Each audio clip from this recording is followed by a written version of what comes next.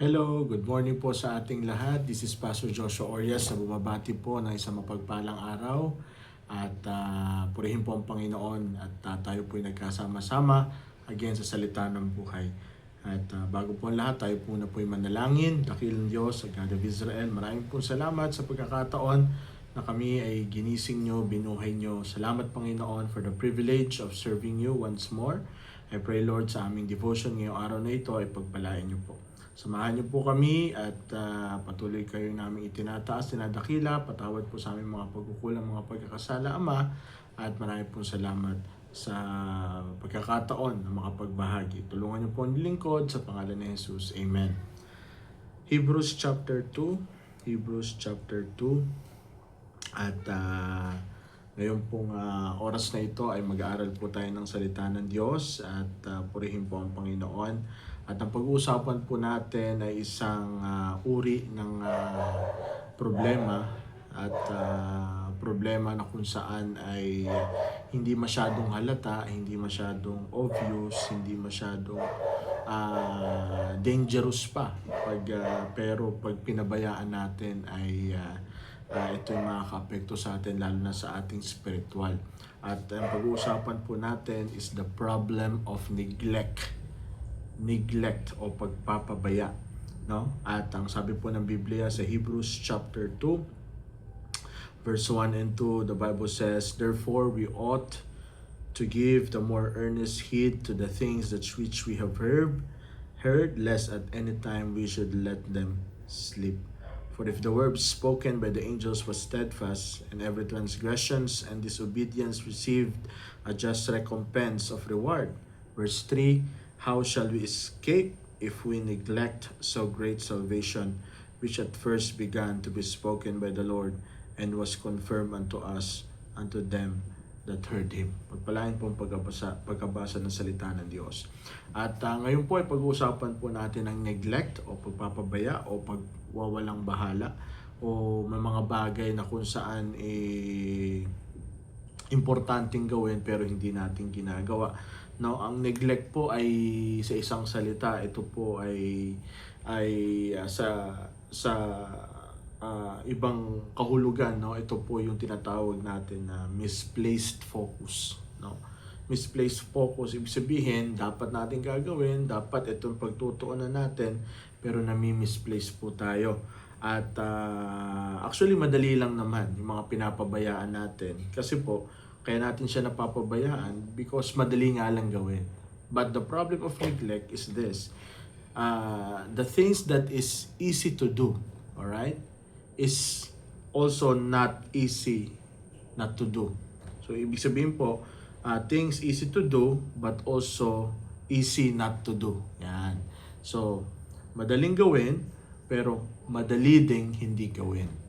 Okay? Nakuha po ba natin? So, ang neglect ay mga bagay na madali namang gawin, pero madali din na hindi gawin. At tingnan po natin yung mga bagay na nane-neglect po natin. Sabi ko nga po sa inyo, hindi po ito halata, no? Hindi po ito agad malala.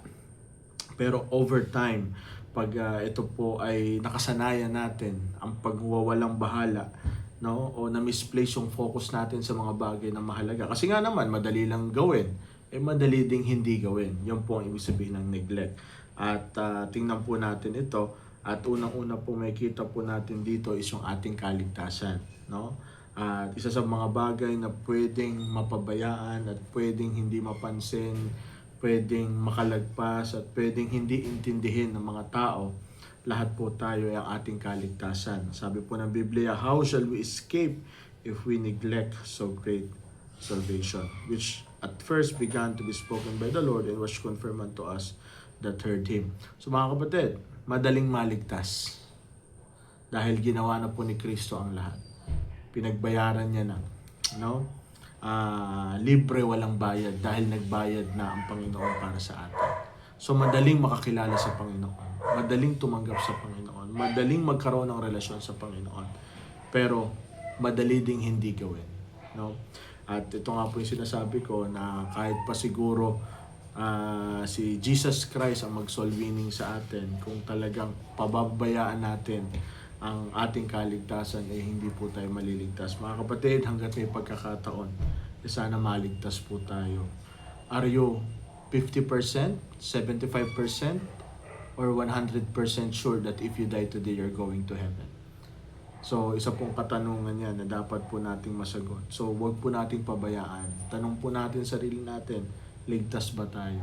Ako ba, pag dumating ang kamatayan, ay sasapiling sa aking Panginoon? So, that's number one.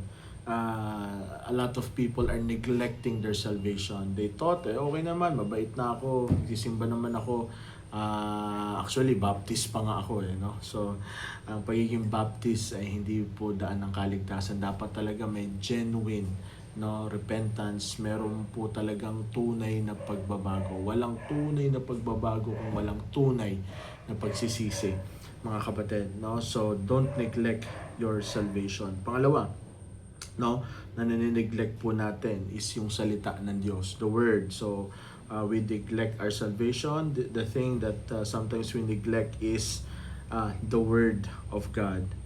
Sabi ng Bible, therefore we ought to give the more earnest heed to the things that which we have heard, lest at any time we should let them slip. Mga kapatid, when we neglect the Word of God, it will lead to deception.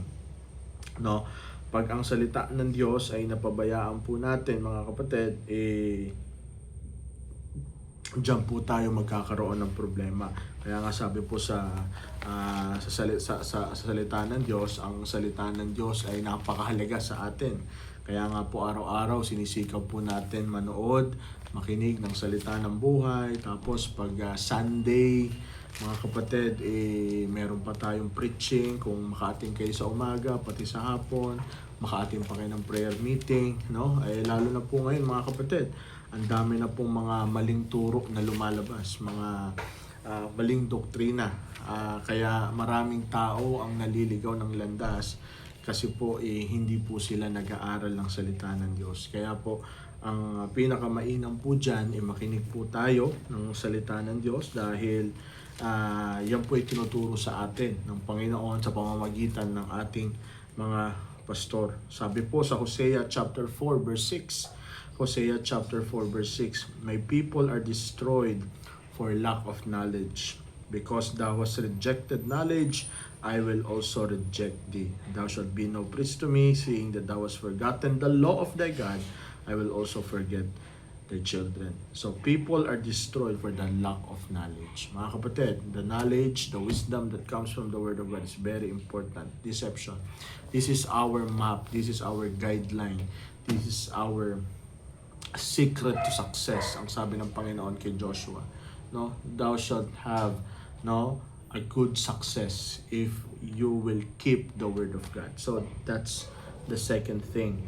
Pangalawa, mga kapatid, pangatlo is yung tinatawag po natin na prayer.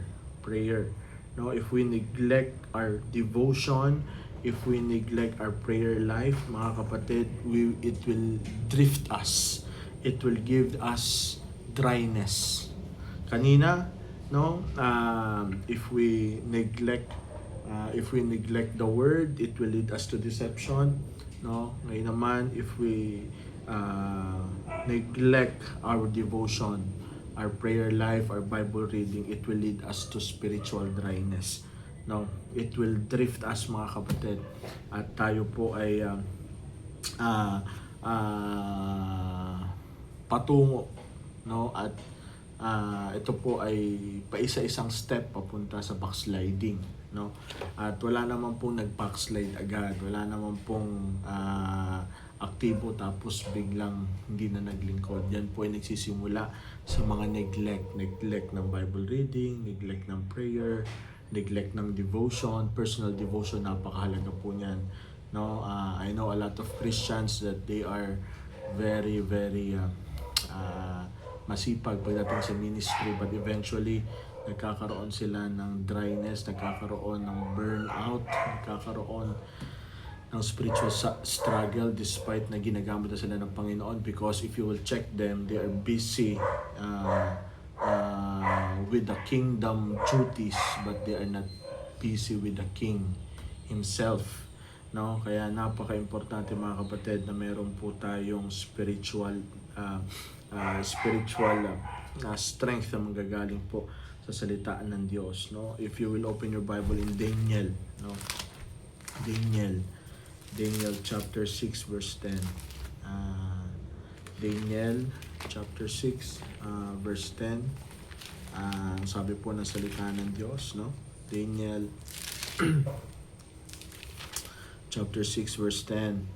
Now when Daniel knew that the writing was signed, he went into his house, and his window being open in his chamber toward Jerusalem, he kneeled upon his knees 3 times a day and prayed and gave thanks before his God, as he did aforetime. Daniel, meron ng kasulatan na kung sino man ang manalangin, papatapon sa lion's den, but hindi siya nag-atubili. Sabi pa ng Bible, as he did aforetime. So, Daniel never neglected his prayer life. And makita po natin dito 3 times a day, no? Kumakain tayo 3 times a day, pero nagpe-pray ba tayo 3 times a day? But you see here, the prophet of God, the man of God, that's why he was so effective. He was so skilled, no? Sa Daniel chapter 1 and 2, makita nyo kung gaano siya promote ng Panginoon because of his devotion. So mga kapatid, if you neglect your devotion, it will lead to spiritual dryness. It will lead to drifting, or what we call backsliding. Neglect is the first step of backsliding, mga kapatid. So pag sabing backsliding, ikaw ay nawawala na, lumalayo na sa kalooban ng Diyos. So kamusta ang iyong devotion? Kamusta ang iyong prayer life? Kamusta ang iyong Bible reading? Then, sumunod mga kapatid na dapat po nating tignan na mga nane-neglect po natin is what we call our talents. Talents and gifts. Ang talents, ito po yung mga skills na na-develop mo over time mula nung ikaw ay naging tao. So, ang gifts naman, ito po ay bigay ng banal na Espiritu sa lahat ng mananampalataya to edify the church. No? At ang sabi ng salita ng Diyos, may kita po natin sa parable ng talents in Matthew chapter 25. Matthew chapter 25 verse 24 to 30. Di na natin babasahin lahat yan. Pero makita po natin mga kapatid, no, na itong servant na ito na pinagkatiwalaan ng kanyang master, no? At kung titingnan po natin sa verse 15, 25 verse 15, and unto one he gave 5 talents, another 2, and to another 1, and to everyone according to his several ability, and straightway took his journey. No? And afterwards, mga kapatid, we know the story. Bumalik ang master, at nung nag-account na ang master, yung 5 binigyan nagkaroon ng 5. Alright? At nagkaroon ng 5 again. Then yung 2 tumubo ulit ng 2. But the problem with the 1 is tinago niya, mga kapatid, no? At hindi niya pinagamit sa Panginoon. Okay? So makita po natin dito, hindi niya naman ninakaw, hindi niya naman winala, pero bakit nagalit ang Panginoon? Kasi nga po hindi ginamit, no? At when you neglect your God-given gifts, mga kapatid, tandaan po natin that God will give them to someone that values them. So yan po ang katotohanan yan. Pag hindi po natin pag pinabayaan po natin yung mga bagay na binigay sa atin ng Panginoon, mawawala po sa atin yan, no? At pag nawala yan, ipapalit po yan sa mga taong deserving at papahalagahan po ito. At tandaan po natin, ang gawain ng Panginoon ay magpapatuloy kahit wala po tayo, no? Ang gawain po ng Panginoon ay magaganap yan regardless hindi tayo magpagamit, no? But the problem is we miss the blessing, we miss the opportunity to be used by God. Yun lang. So, kunyari si Pastor Joshua, kung hindi po ako tumugon sa panawagan, meron pa rin gagamitin ng Panginoon sa Bacoor Baptist Church na magpastor, but I will miss the blessing. Kayo din po sa atin. So, hindi po utang na loob ng Diyos o utang na loob na kung sino man na tayo ay ginagamit ng Diyos. Ito po isang malaking karangalan at pribileyo. Kaya po, na ito pong servant, ano po nangyari sa kanya? He lost the opportunity, he lost the reward, he lost his purpose. And that is the saddest part, mga kapatid. Kaya mga kapatid, no, huwag po nating i-neglect. No? Sabi po ng Bible is to stir up the gift. So 1 Timothy chapter 4, verse 14. Sabi po ng Bible, neglect not the gift that is in thee, which was given thee by the prophecy with the laying on the hands of the presbytery. No? So sabi po ng Bible, neglect not the gift. Alright, don't madaling umawit. May boses ka sa pag-awit, madaling umawit, pero madali ding hindi umawit. Di ba? Sila na lang, no? Madaling maglingkod, pero madali ding hindi maglingkod. Yan po ang neglect. Madaling magbasa ng Bible, pero madali ding hindi magbasa ng Bible. Madaling mag-pray, pero madali ding hindi mag-pray. And that's why we called it misplaced focus, mga kapatid. No? So, tandaan po natin before we close this morning, now what you don't maintain, now you will eventually lose. What you don't maintain, you will eventually lose. Anything left unattended will decay. Anumang bagay na pinabayaan natin ay masisira. Alright? Ano man ang winaldas natin, even our body, pag hindi natin iningatan yung katawan natin, hindi tayo nag-exercise, hindi tayo nag-walking, hindi tayo nag-take ng gamot, lagi tayong nagpupuyat, lagi tayong nagsiselfone, lagi tayong makain ng di masustansya, maybe for now okay ka, but there will come a time the body will get the payment at hindi natin gustuhan kadalasan yung singil ng ating katawan. So neglect, madaling gawin pero madali din hindi gawin. So what you don't maintain, you will eventually lose. Neglect begins where discipline ends. Neglect begins where discipline ends. Most failures are not sudden. Most failures are not sudden. It is a result of small daily neglect. Lahat ng ating pagbagsak, lahat ng ating tawag nito, ng ating mga nagagawa na hindi maganda ay hindi naman to agaran. But meron tayong ginagawa little by little na pinapabayaan natin. So, una-una sa lahat, mga kapatid, check natin ang ating spiritual. Check natin ang ating kaligtasan. Babasa pa ba tayo ng Bible? Nagpipray pa ba tayo? Nag-attend pa ba tayo ng church? Don't neglect church attendance. No, don't isolate yourself because that's the result. When you neglect church attendance, when you neglect the fellowship, you are isolating yourself. Mga kapatid, hindi tayo ginawang Kristiyano na mag-isa lang. Kailangan natin ng body, kailangan natin ng brothers and sisters, kailangan natin ng man of God, kailangan natin ng mga counselors, ng mga elders, ng mga kapwa Kristiyano. Alright? So, wag po nating i-neglect yan. So, ulitin ko, mga kapatid, before we end this evening, this morning, no, it is easy to do, but it is easy also not to do, and that is neglect.